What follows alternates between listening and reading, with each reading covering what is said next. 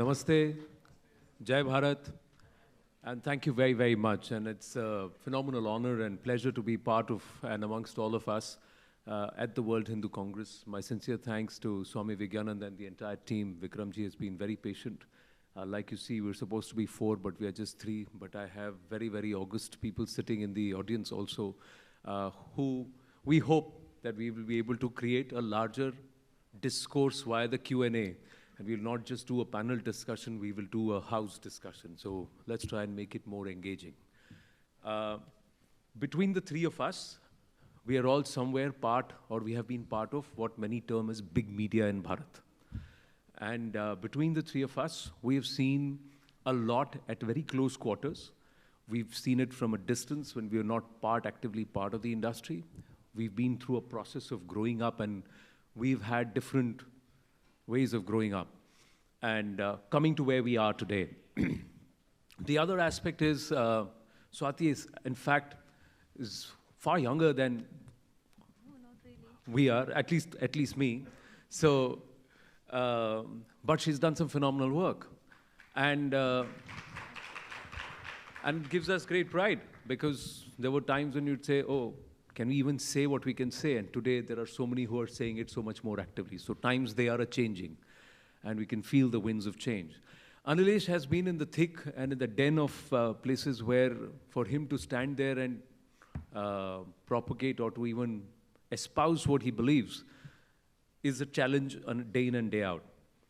And I empathize with him, because what we say, how we say, where we say is very closely watched by those who want to ensure that an intellectual discourse, a balanced, sensible discourse that presents the right perspective should be brought down. So we have different ways of looking at the subject itself. Is media performing its dharma? Is a question. Now, how would you define media? So all 3 of us are from news media, so we will try and keep this closer to news media, gems of Bollywood aside. But we can talk about that too later when we converse. But performing its dharma from whose perspective? And how would I define dharma for media? I think some of the issues where we have a problem is, how do I define dharma? If dharyate iti dharma, that means that which sustains as dharma. Oh, Ami Ganatra is there. So she's mentioned and written about it very well, very, very well read lady. Please listen to her in her session. Uday Mahurkarji is chair of next session, so he's here. So he's been through this over generations. And at times where they were still tougher. But narrative control is not something which is new. Narrative domination, polarizing narratives, this has happened ever since the time of Narad Muni. But the difference then is that he had his focus very clear. His ideological tentpole was Narayan, Narayan, and for the greater good of humanity. So that tentpole was never compromised by him.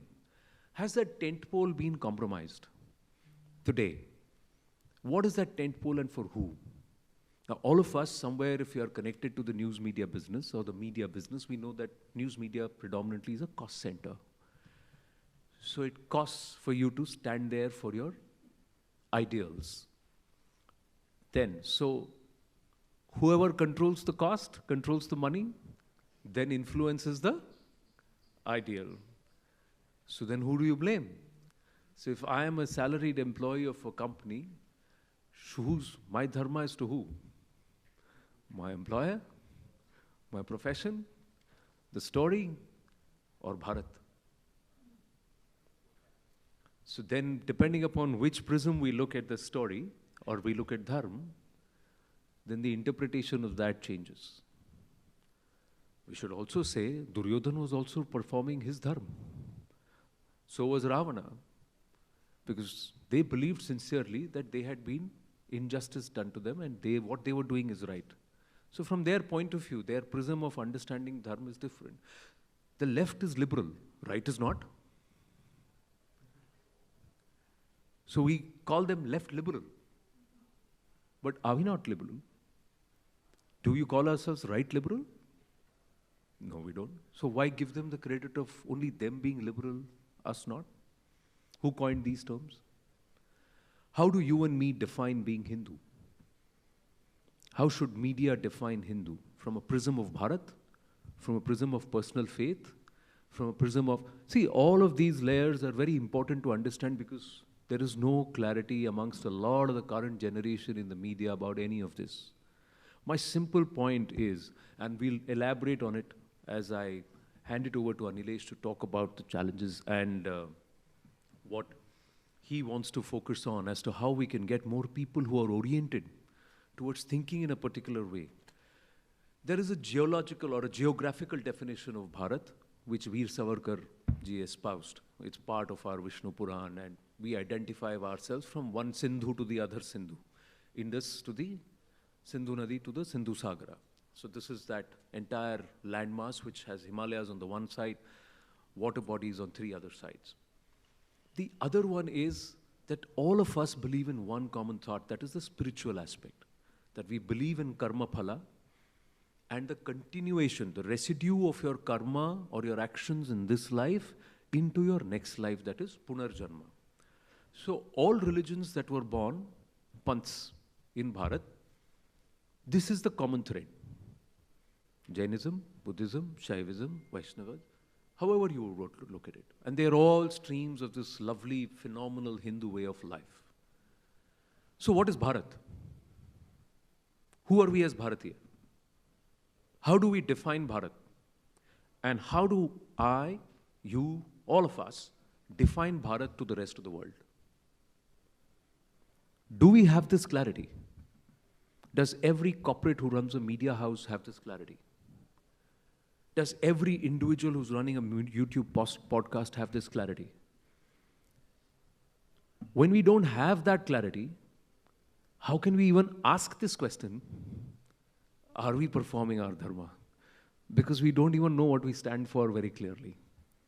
Some of us will claim we do. A lot of us will claim their own interpretations. But overall, is there a common thread? Sutre Manigana Iva, that's how Krishna calls himself, isn't it, in the Gita? That I am the thread that you don't see in that string of necklaces. So we're all the strings, we are all the pearl. But what is that common string that binds us all? Is that present or absent in media? Is there a common thread that defines us as Bharatiya? Is that thread present in Bharatiya media? If that thread is not present, how can we even look at Samanvaya or a performance of Dharma as the 4th pillar of society? To sustain society, to build society. What society? Which Bharat are we talking about? What is your idea of Bharat, my idea of Bharat? I'm talking from a Bharatiya point of view because we're looking at is news media performing its Dharma. I will not go and stretch it to rest of the world because each place looks at it from its point of view. American media pushes American interests. British media pushes British interests. Gulf media pushes its interests. Chinese media pushes its interests. What does Bharatiya media push? So there is no, so isn't it a question to which we all know the answer, but the journey is to now reach to ensure that the answer is changed.